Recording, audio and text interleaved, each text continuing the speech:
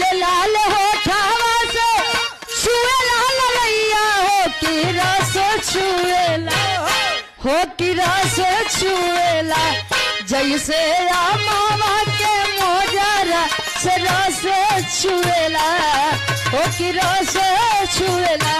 जैसे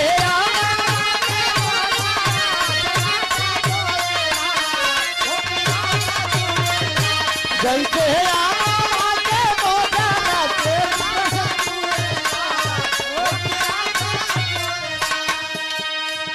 एक भोजपुरी दुनिया वाले तनी सब बदल रहे लइकवा कहे प्यार वाली बोती आजे प्यार वाली बोती आजे बोललू करे जा हो करे जा छुएला हो करे जा छुएला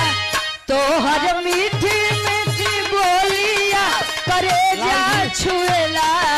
हो करे जा छुएला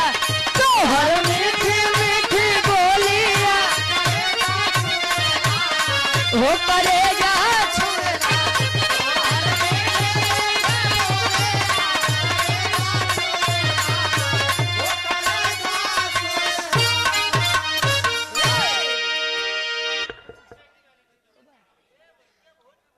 अच्छा बढ़िया भोजपुरी गा रे वाह उम्र 55 दिल बचपन क्या